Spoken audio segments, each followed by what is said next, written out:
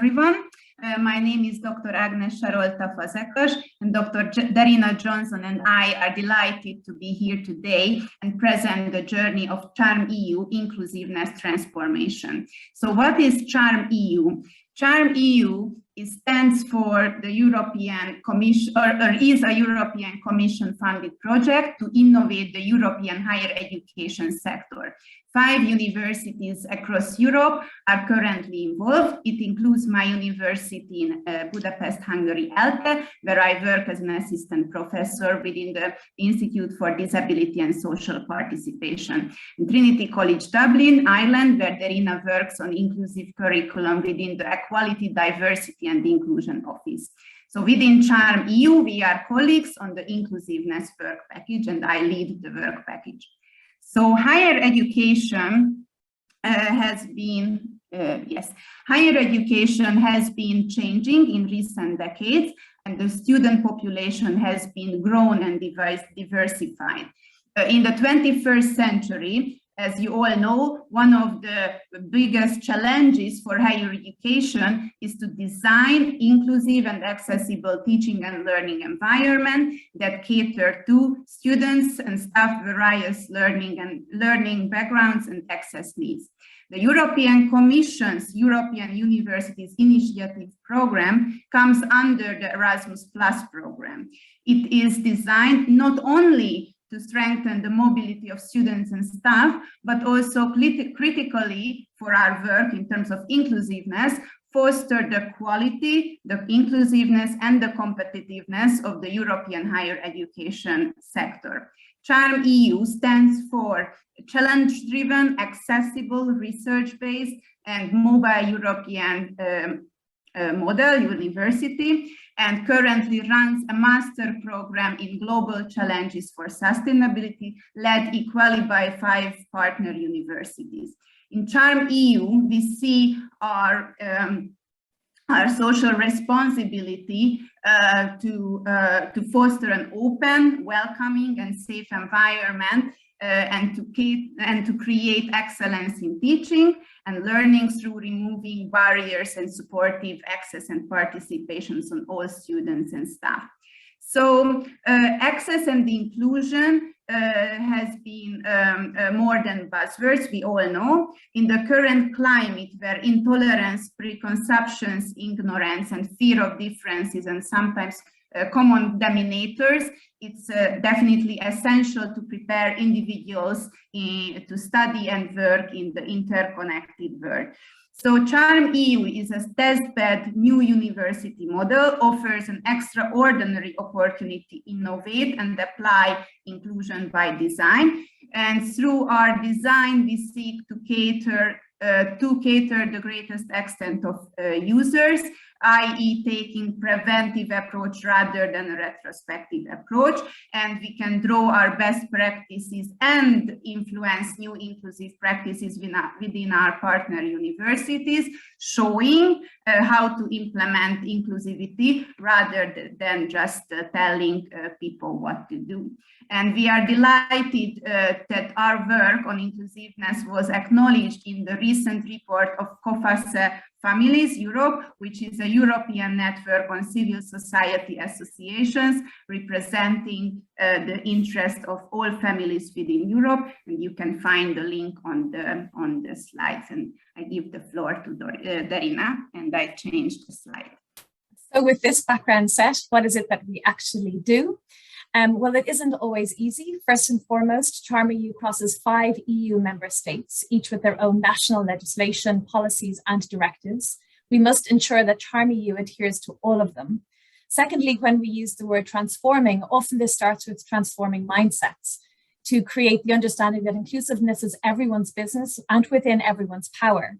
So critically, for our work to succeed, i.e. mainstreaming inclusion and diversity, we need to create spaces for dialogue and discussion on why diversity and inclusion matter and how structural barriers exist and manifest in the experience of students.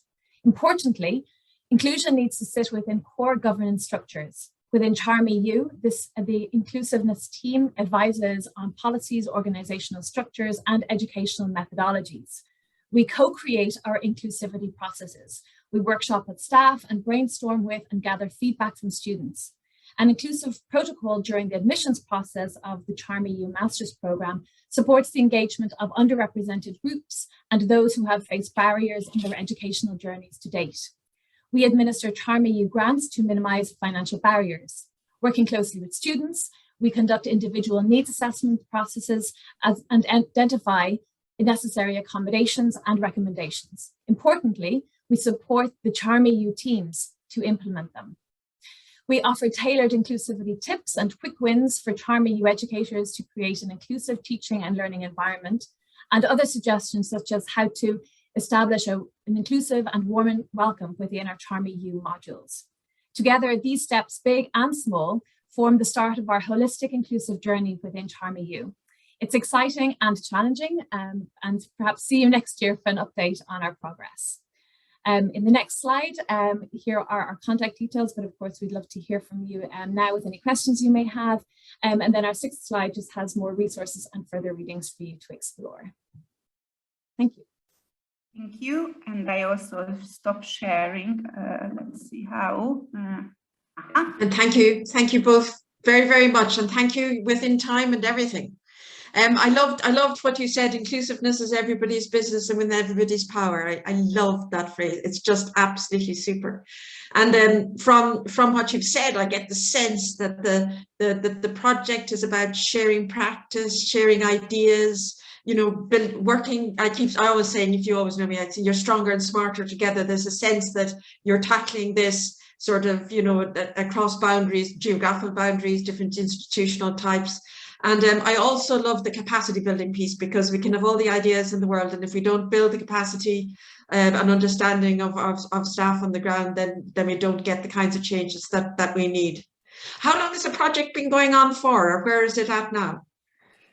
So it's started in 2019 October, and we are currently on the second phase of the master program, which means that new students will be admitted in this October, and we are just recently submitted the grant proposal for a future continuation for the Council of Europe, the European Commission.